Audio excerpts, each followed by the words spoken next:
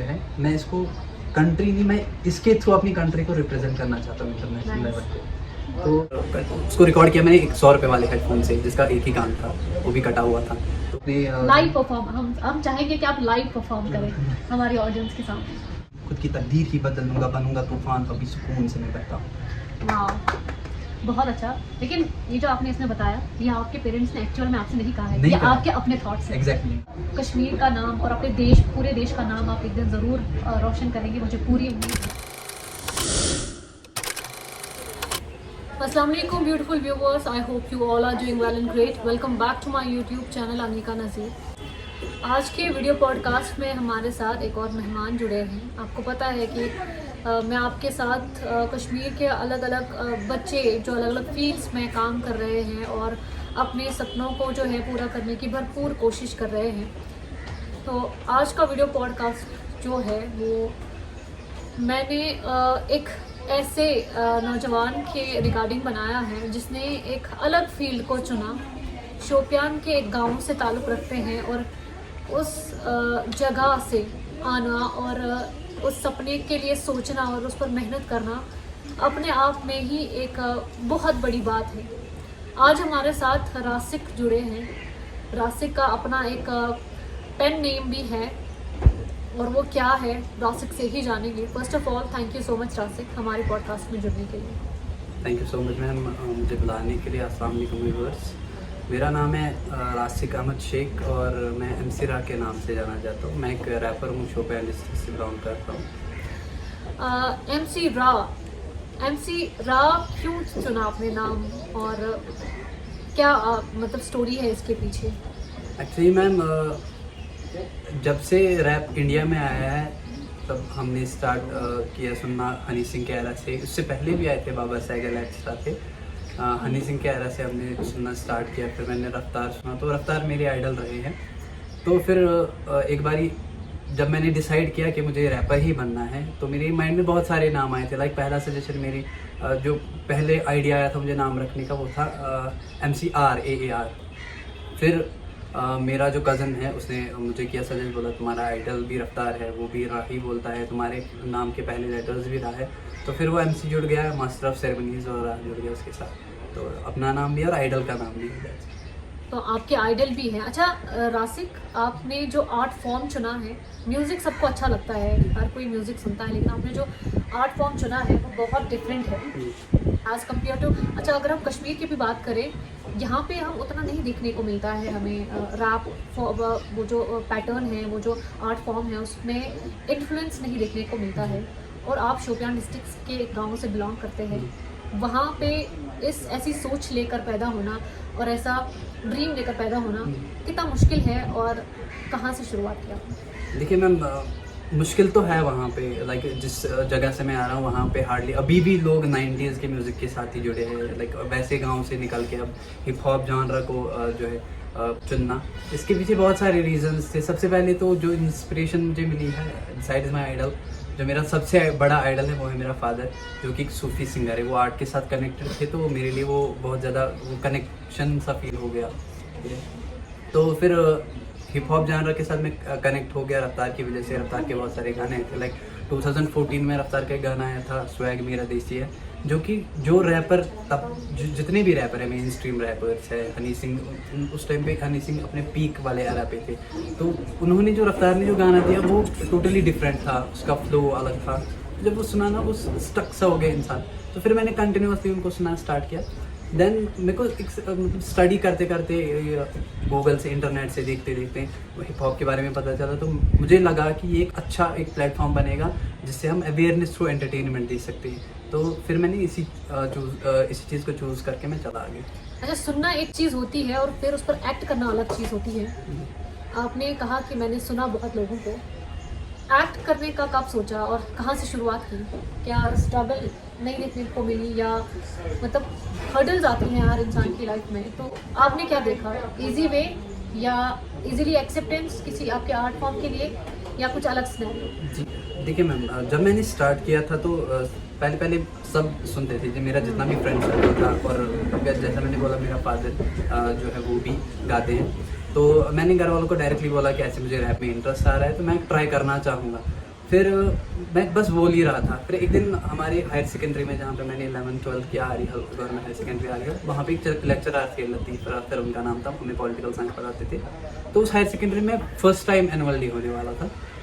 तो मेरे जो फ्रेंड लोग हैं उन्होंने उनको बोला था कि राशिक एक रैप परफॉर्म करेगा। मुझे तब तक नहीं पता था, लाइक नेक्स्ट डे होने वाला था एनुअल डे। आज शाम को मुझे फ्रेंड्स ने बोला कि तुम एक रैप प्रिपेयर करो, तुम्हें वो परफॉर्म करना पड़ेगा। दूसरे दिन जब मैंने रैप परफॉर्म किया तो मेरी लाइक लिटरली, जब अब टीचर्स जो आपको पढ़ाते हैं वो चाहते हैं कि हमारे स्टूडेंट्स इंजीनियर बने, डॉक्टर बने, या डिफरेंट फील्ड्स में जाए, गवर्नमेंट सेक्टर में जाए। लेकिन एनुअल डे के दूसरे दिन जब मैं स्कूल गया तो एक एक करके सारे टीचर्स ने मुझे बुलाया, सारे लेक्चरर्स ने बुलाया और बोला तुम म्यूज़िक के साथ ही कंटिन्यू करो, क्योंकि हमें दिखा कि तुम कुछ कर सकते हो इस फील्ड में। मेरे लिए वो ईजी रहा। फिर मैं घर जाके मैंने ट्राई किया लिखने का, लिखा मैंने एक रैप और उसको रिकॉर्ड किया मैंने एक 100 रुपये वाले हेडफोन से, जिसका एक ही गान था, वो भी कटा हुआ था। तो उससे मतलब आपने अपनी जर्नी की शुरुआत एक ऐसे एयरफोन से शुरू की है जिसका एक साइड खराब था। एक साइड खराब उस था ही नहीं, वो कटा हुआ था, एक साइड था ही नहीं उसमें। और मुझे लगता है ज़िंदगी में हमेशा ये बात आपको हमेशा याद रहेगी कि आपने जो शुरुआत जहाँ से की है जी, वो आपको कभी नहीं भूलेगा। तो फिर उसके आगे क्या हुआ कि कितने सॉन्ग्स आपने लिखे और लोगों का क्या रिएक्शन रहा? आप शोपियान डिस्ट्रिक्ट से बिलोंग करते हैं और शोपियान के गांव से बिलोंग करते हैं, और अगर हम देखें तो सोच विचार अलग होती है, लोग बहुत सीधे साधे होते हैं। तो वो इन चीज़ों को देखना और इनसे इंस्पायर होना उनके लिए मुश्किल हो जाता है। तो आपके लिए कैसा रहा? देखिए मैम, मेरे लिए सबसे पहले जब मैंने पहला गाना रिकॉर्ड करने के बाद जब मैंने इंटरनेट पे डाला था, उस टाइम पे ज़्यादा इतना कुछ था नहीं, रैप वायरल इतना ज़्यादा। तो उस गाने पे आई गेस 1500 व्यूज़ आए, लेकिन रिव्यूज़ जितने भी थे, कमेंट्स जितने भी थे, सब पॉजिटिव थे। बहुत अच्छा रिव्यू आ गया मुझे। उसके बाद मुझे एक फ्रेंड मिला जिसका नाम था अर्श रैना, जो कि इस म्यूज़िक फील्ड के साथ पहले से कनेक्टेड था। जब मुझे वो मिले उनको 10 साल हो गए थे म्यूज़िक में, लेकिन वो तब पॉप सिंगर थे। देन उन्होंने भी डिसाइड किया था अपनी जगह पे कि अब मैं वो रैप फील्ड के साथ ही जाना चाहते थे। तो मैं उनके पास गया, उन्होंने बोला मेरे कुछ प्रोजेक्ट्स पेंडिंग है। लाइक उन्होंने एक गाना उस टाइम पे लिखा था, वो गाना था इक्वालिटी बेस्ड, जो लड़कियों के हक में था। तो उन्होंने बोला मैंने ये गाना लिखा है, उनका प्री रिटन वर्स था। मैं गया घर, मैंने 20 मिनट में वर्स कंप्लीट करके वापस उनके पास आया, उनको सुनाया, उनको बहुत पसंद आया। फिर दूसरे दिन हम गए, हमने रिकॉर्ड किया। दूसरा गाना रिकॉर्ड करने के बाद उनके पास हमने एक चैनल नया बनाया जिसका नाम हमने AR प्रोडक्शंस रखा, अर्श रैना प्रोडक्शन। उसके बाद जो उस अर्श रैना प्रोडक्शंस पे जो दूसरा गाना गया, वो गाना हमने पेड किया था। वो सेकंड गाना वैसा था, लाइक मुझे नहीं लगता कश्मीर में कोई भी ऐसा रैपर होगा जिन्होंने अपने करियर के दूसरे गाने से ही अर्न करना स्टार्ट किया हो। तो हमने अपने करियर के दूसरे गाने से अर्न करना स्टार्ट किया जी। तो उसके बाद वो गाना वायरल चला गया। उसके बाद फिर जब थोड़ा थोड़ा और नाम बाहर आ गया, फिर जो है वो मुश्किलात सामने आने लगी। हमने एक गाना किया था उसके बाद जिसमें हमने लोगों को मैसेज देने की कोशिश की थी, लेकिन वो गाना कुछ लोगों ने नेगेटिविटी की तरह फैला दिया। तो उसकी वजह से हमारे पास बहुत सारे जो है मुश्किलात सामने आ गई हमें। फिर हमने उस चीज़ को टैकल करके एक साल में हमने AR प्रोडक्शन पे 58 ट्रैक्स डाले थे। हम हफ्ते में, मतलब हम कभी बैठते थे दिन में हम 2 ट्रैक 3 ट्रैक बनाते। अच्छा, आपके लिए ईजी है ट्रैक बनाना? क्योंकि मेरे लिए लिखना, फिर इस बारे में सोचना, मुझे सालों लग जाएंगे ट्रैक क्या है और कैसे लिखना है, बिकॉज वो मेरा फील्ड नहीं है। लेकिन वो आपका फील्ड है। आप देखिए, अगर बैठ जाएं लिखने तो आप 100 ट्रैक्स लिख सकते हैं। That is your quality. जी मैम, देखिए क्या होता है ना, इसमें सबसे जो मुश्किल आती है ना, एक दौर आता है आर्टिस्ट की लाइफ में, जो भी लिख रहा होता है तो उसके लाइफ में एक दौर ऐसा आता है जब वो स्टक हो जाता है कि मैं लिखूं क्या। तो वो उस दौर से भी गुजरे थे, लेकिन जब स्टार्ट किया ना तो कोई भी टॉपिक मिलता था, हम 10 मिनट में हमने रैप करना था, रिकॉर्ड करते थे, हम यूट्यूब बीट्स डालते थे, करते थे। एक दिन में हमने हफ्ते में 3 ट्रैक्स भी डाले हैं कभी कभार। दिन में हमने 3-4 ट्रैक्स कंप्लीट किए। अच्छा राशिक, वो जो आप मतलब कंटेंट बनाते हैं तो आप उसमें मैसेजेस कितना देते हैं, और आप जब मैसेज देने का सोचते हैं किसी भी इशू को लेकर, तो क्या आप सोचते हैं कि ये मुझे करना चाहिए ये कंटेंट या नहीं करना चाहिए? क्या वो सोच आती है as per people, how people will take it? जी, तो वो आपको कैसा लगता है? देखिए मैम, सबसे पहले मैं बोलूँगा, चाहे कोई भी रैपर स्पेशली रैप वाले फील्ड में, जब एक रैपर सोचता है ना कि मुझे कोई किसी टॉपिक को ड्रैग करना चाहिए, बिलीव मी मैम, कोई भी डर नहीं रहता है माइंड में कि ये चलेगा नहीं चलेगा, कुछ नहीं।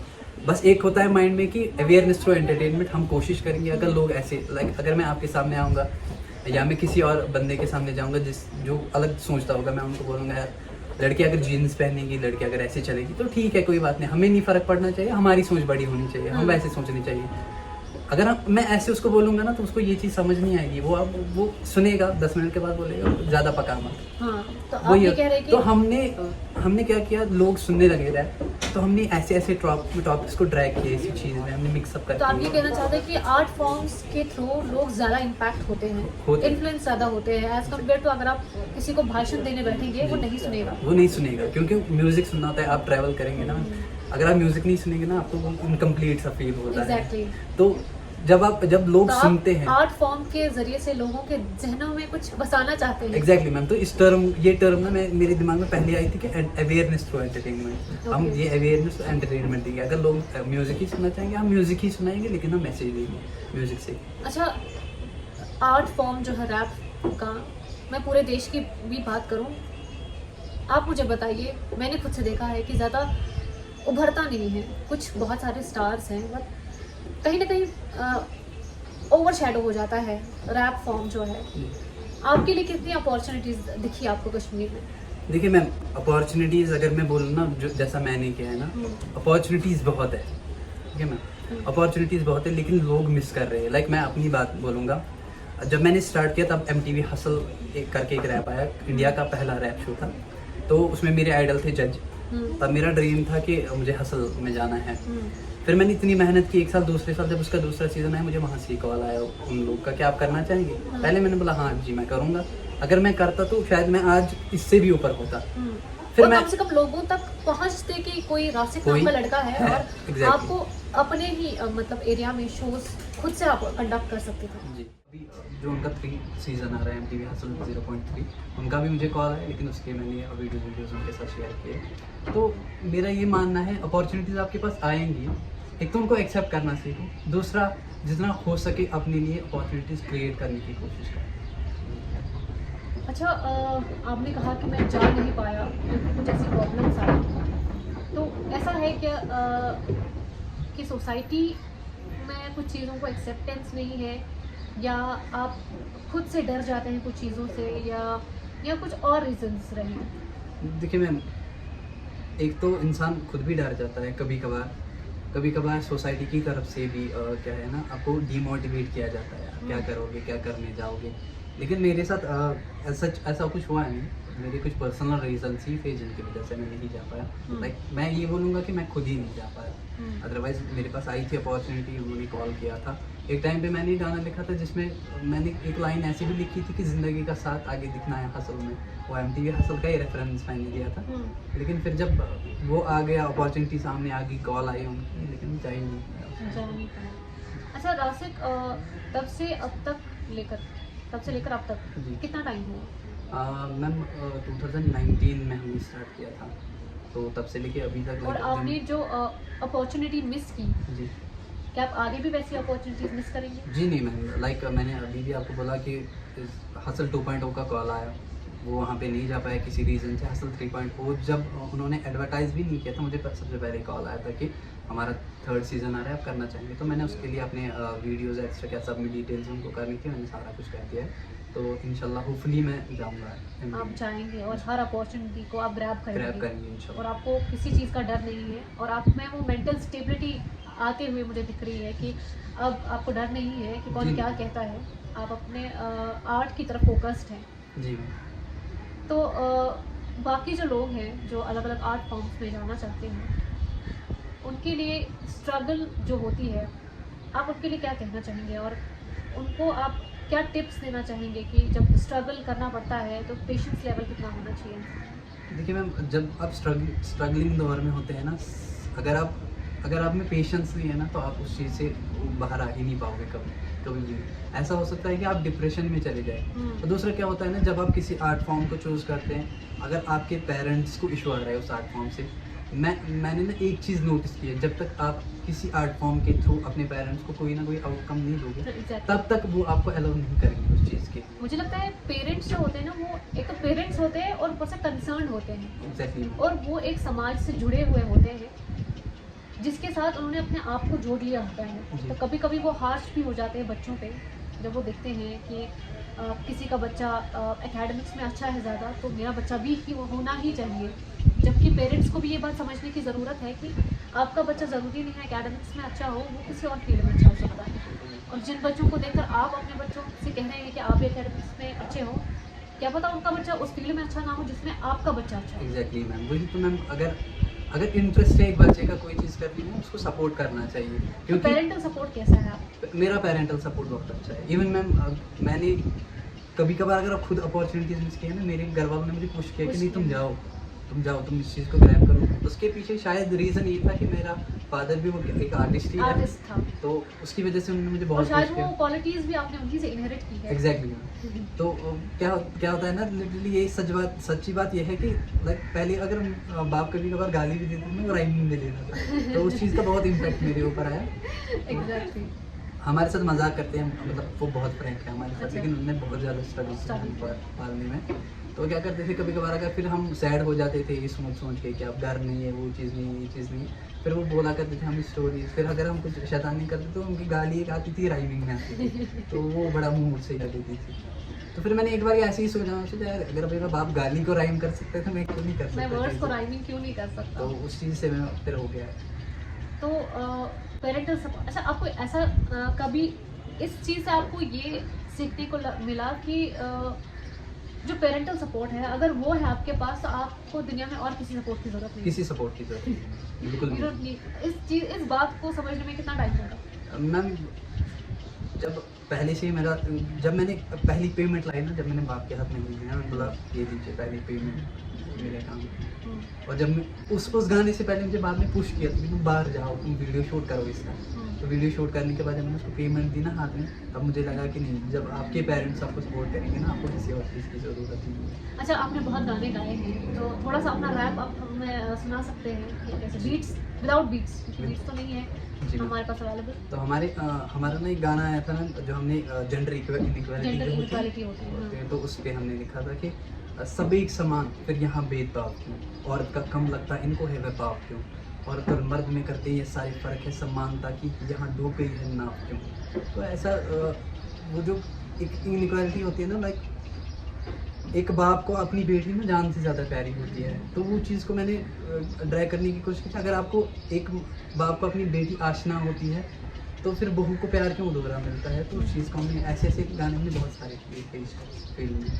ओके, तो अभी तक आपने कितने सॉन्ग्स गाए हैं या रिकॉर्ड किए हैं? जी देखिए मैम, जो मैंने इससे पहले बताया था कि मेरा एक फ्रेंड मेरे साथ था, अभी वो मेरे साथ काम नहीं करता है, उनके साथ थोड़ा सा इशू हो गया था। फिर जो हमारी AR प्रोडक्शन करके चैनल थी, वो उन्होंने डिलीट कर दी। जो हमने हमारी चैनल से AR प्रोडक्शन और TMNC, वो दोनों जो है फिर इश्यूज़ की वजह से डिलीट करनी पड़ी, वो डिलीट कर दी हर्ष मीना ने। तो उसके बाद मैंने अपना एक लेबल, एक प्रोडक्शन खोला, जिसका नाम मैंने रखा हसल साइड म्यूज़िक। उसमें अभी मेरे साथ 3 आर्टिस्ट और हैं, 2 रैपर्स है इधर के ही, जिन दोनों का नाम है सोहेल अहमद भट्ट और सोहेल अहमद वाली। स्टेज नेम है बिल्बो, और दूसरे का नाम है जो स्टेज नेम है वो है द नेम इज फैंटास्टिक। और हमारा एक प्रोड्यूसर है जो कि डालस टेक्सास USA से बिलोंग करता है, AG अमृत उनका नाम है, AG के नाम से वो कहाँ से बिलोंग करते हैं असल में? एक्चुअली में वो है लुधियाना से, लेकिन अच्छा। अभी वो जो है डालस टेक्सास USA में रहते हैं। तो वहाँ से हमारा काम करते हो, सारा कुछ तो आपको प्रोडक्शन प्रोडक्शन का सारा काम करते हैं? सारा काम जी, तो उनकी म्यूजिक वजह से प्रोडक्शन। भी आपको एक अपॉर्चुनिटी मिलती है। एग्जैक्टली, उन्होंने बहुत ज़्यादा सपोर्ट किया है। AG जो है, उन्होंने हमें बहुत ज़्यादा, फर्स्टली वो जो भी बीट्स हमारी बनाते हैं, उन्होंने कभी भी हमसे पेमेंट उस चीज़ की ली है नहीं। क्योंकि जब मैंने हसल साइड क्रिएट किया था, जब मैंने सोचा था, उसने और मैंने मिलके सोचा था कि हम हसल साइड म्यूज़िक बनाएंगे। तो फिर उसके बाद 2 आर्टिस्ट और जुड़ गए हमारे साथ एक मॉडल भी जुड़ गई, जो कि ऑलरेडी हमारे साथ काम कर रहे हैं। तो उसके बाद उन्होंने एक तो म्यूज़िक अब हमारा क्रिएट करना स्टार्ट किया, क्योंकि वो म्यूज़िक प्रोड्यूसर ही है बाय प्रोफेशन। उसके बाद स्ट्रीमिंग हमारे गानों की वो खुद करवाते हैं, सारा कुछ उन्होंने सारा कुछ हैंडल कर दिया। यहाँ पे मैं क्या करता हूँ, एक तो अपने गाने लिखना, उनको रिकॉर्ड करना, उनमें सारा कुछ खुद करता हूँ। होम स्टूडियो बना के रखा है। गाने का वीडियो करना होगा तो उसकी सारी डायरेक्शन, उसका सारा स्क्रिप्ट मैं खुद सारा कुछ करता हूँ। और मेरा जो अभी कैमरा पर्सन है, वो भी मेरा ब्रदर ही, छोटा वाला ब्रदर। तो सारा टीम ही अपना है। जी। तो रासिक, आगे आप अपने आप को इस फील्ड में कहाँ देखना चाहते हैं, और देश में देश के किस किस कोने तक आप अपनी आवाज़ पहुंचाना चाहते हैं, और अपनी सोच जो आप रैप के थ्रू जो है प्रेजेंट करते हैं लोगों के सामने, उसे कहाँ कहाँ तक पहुंचाना चाहते हैं? देखिए मैम, मैं ना जो मेरा ये रैप वाला करियर है, मैं इसको कंट्री नहीं, मैं इसके थ्रू अपनी कंट्री को रिप्रेजेंट करना चाहता हूँ इंटरनेशनल Nice. लेवल पे। तो इंशाल्लाह मैं वर्क हार्ड कर रहा हूँ, लाइक जहाँ पे सबसे पहले तो मेरा एक ड्रीम है कि मैं अपने आइडल से मिलूँगा इंशाल्लाह सुन। इतनी ज़्यादा मैं मेहनत कर रहा हूँ कि मैं मिल के ही रहूँगा उनसे। उसके बाद मैं मेन स्ट्रीम में जाना चाहता हूँ और मैं अपनी कंट्री को इंशाल्लाह रिप्रेजेंट करूँगा। तो ड्रीम तो ग्रैमी है दिल्ली के लिए, अपनी कंट्री के। सो रासिक, जब आपसे बात की तो ऐसा लगा कि स्ट्रगल जो है वो एक फ्रूटफुल प्रोसेस है, एग्जैक्टली। लर्निंग प्रोसेस है, जिससे इंसान सीखता है।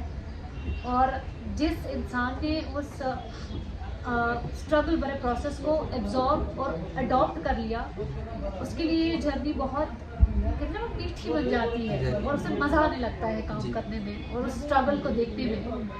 क्योंकि जब वो कामयाब होता है तब वो जो चैन की सांस भरता है और कहता है कि मैंने ये जर्नी तय की है, तब जाके यहाँ पे पहुँचा हूँ। मुझे प्लेटर में सब कुछ नहीं मिला, बल्कि मैंने मेहनत की, जो मैंने पाया उसके लिए मैंने मेहनत की है। तो आई होप आपकी मेहनत जो है वो रंग लाए।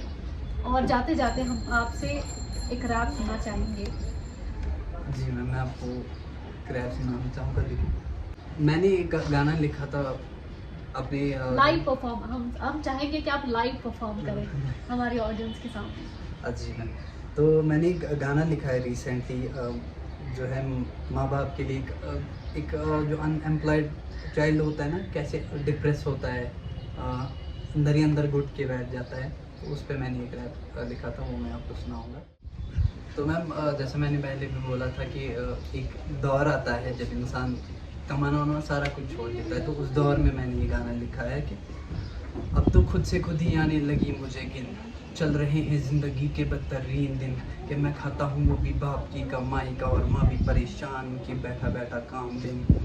मैं हंसता उनके सामने अकेले में रोता हूँ, रात भर सोचता उनको लगता मैं सोता हूँ, ईदों से जैसे मैंने नाता ही तोड़ दिया है यार, अब मुझे बता दे क्या मैं ऐसा इकलौता हूँ। मन में ख्याल कि मैं करूँ खुदकुशी, फिर सोचूं माँ बाप की कैसे छीन लूँ खुशी। मैं जैसा भी हूँ आखिर उनकी औलाद हूँ, और उन्होंने कभी ना मुझसे ये बात है पूछी कि बेटा कहाँ है पैसे, क्या कमाया है दिन भर, हालात सुधारने चला था क्यों हो गए हैं बदतर। तो कहता था म्यूज़िक से नाम कमाऊँगा, अब क्या मिला है तुझे MC राह बंद कर रैप, ये मैं खुद से कभी कहता हूँ, लोगों की बातें मैं चुपचाप ही सहता हूँ, पर एक दिन खुद की तकदीर ही बदल लूँगा, बनूँगा तूफान अभी सुकून से मैं बहता हूँ। वाह, बहुत अच्छा। लेकिन ये जो आपने इसमें बताया, ये आपके पेरेंट्स ने एक्चुअल में आपसे नहीं कहा है, नहीं ये कहा। आपके अपने थॉट्स हैं। एग्जैक्टली। ये सेंस ऑफ रिस्पॉन्सिबिलिटी मुझे भी लगता है कि एक अडल्टहुड में आप जब एंटर करते हैं, अपने अर्ली अडल्टहुड में आप जब जाते हैं, लाइक 20-21 एज में, तो आप में वो सेंस ऑफ रिस्पॉन्सिबिलिटी जो है वो डेवलप हो जाती है, और आप खुद से सोचना शुरू कर देते हैं। और बचपन में जब हम होते हैं ना, तो हम बड़ा रोते हैं, ये चाहिए, वो चीज़ चाहिए, ये चीज़। और जैसे ही अडल्टहुड में पहुँचते हैं, अगर पेरेंट्स कुछ ऑफर भी कर रहे हैं, अंदर से कुछ अजीब सी फीलिंग, ऑकवर्ड फीलिंग वो होती है कि नहीं लेना है। इनफैक्ट हमें उनको यहाँ से कुछ ऑफर करना है, उन्होंने बहुत कुछ किया है हमारे लिए। सो उन वर्ड्स को आपने अपने रैप फॉर्म में जो है प्रेजेंट किया है। I can relate and I can feel. इसमें सबसे ज़्यादा क्या होता है ना, लाइक एज अ बॉय मैं बोलूँगा कि जब आप घर पे बैठे हैं ना, और आपका सुबह पापा आपका होता है वो काम पे जाता है, और जब तब जाता है काम पे जब उसको, मतलब मैं एक मैचुअर लड़का हूँ, मुझे लगता है कि अब मेरा बाप नहीं काम करना चाहिए, अब वो मुझे बस ऑर्डर करे, मैं उसके सामने सारा कुछ रख दूँ। लेकिन उस बार क्या हो गया कि एक दौर ऐसा है जब मैं सोता रहता था, वो उठ के चले जाते थे काम पे, शाम को वो आते थे वहाँ से, मैं दिन भर सोता रहता था। फिर मेरे मन में एक ख्याल आया कि कभी कभार ऐसे आते हैं यार क्या कर रहा हूँ मैं जी के, फिर जब मैं सोचा कि नहीं मैं कुछ गलत स्टेप उठाऊंगा, फिर मैं ये भी सोचा कि मेरे माँ बाप ने कभी नहीं बोला कहाँ है पैसे, क्या कमाया है, दिन भर कुछ कमा के लाए, तो मैं क्यों उनको दुख दूँ। वो जैसे भी मेरे पेरेंट्स है अभी मेरे को एक्सेप्ट कर रहे हैं, मैं मेहनत और करूँगा, मैं अपना दौर बदलूँगा, मैं अपना दौर लाऊँगा। तो बोलते हैं ना अपना टाइम आएगा, तो मैं बोला अपना दौर टाइम आएगा, अपना दौर आएगा, मैं अपना एक दौर लाऊँगा। मैंने अभी मेहनत बहुत कर रहा हूँ। Someone has rightly said कि मंजिल तो मिलेगी भटक कर ही सही, गुमराह तो वो है जो घर से निकले ही नहीं। और जो असल कामयाबी का जो रास्ता है वो 2 मिनट का या 2 दिन का नहीं होता है, वो एक लंबा सफ़र है और उसे तय करने में हमें बहुत स्ट्रगल करनी पड़ती है, जी मैम। मेहनत करनी पड़ती है, ईमानदारी से काम करना पड़ता है, जी तब जाके हम कोई मुकाम हासिल करते हैं ज़िंदगी में। और आप उसी मुकाम को हासिल करने में जो आपने सफ़र शुरू किया है, आई होप उस सफ़र में एक खूबसूरत मंजिल आपके सामने आए और आप कामयाबी की जो वो ऊंचाइयां हैं उनको छुएं, मैं उम्मीद करती हूँ। और कश्मीर का हर बच्चा, क्योंकि हम एक दौर से पहले ही गुजरे हैं जी। और अब इस दौर में हम सिर्फ अगर अपने करियर्स पे फोकस करें और आगे चलें और अपनी ड्रीम्स को पूरा करने की जो भरपूर मेहनत है, अपना सारा फोकस उस पर लगाएं, तो मुझे लगता है कि कोई भी दुनिया की ताकत हमें रोक नहीं सकती है आगे बढ़ने से। थैंक यू सो मच रासिक मेरे पॉडकास्ट में हमारे साथ जुड़ने के लिए। So much. और कश्मीर का नाम और अपने देश, पूरे देश का नाम आप एक दिन ज़रूर रोशन करेंगे, मुझे पूरी उम्मीद है। टारगेट ही यही होना चाहिए। टारगेट ही यही है। Thank you so much for joining my podcast. Thanks so much.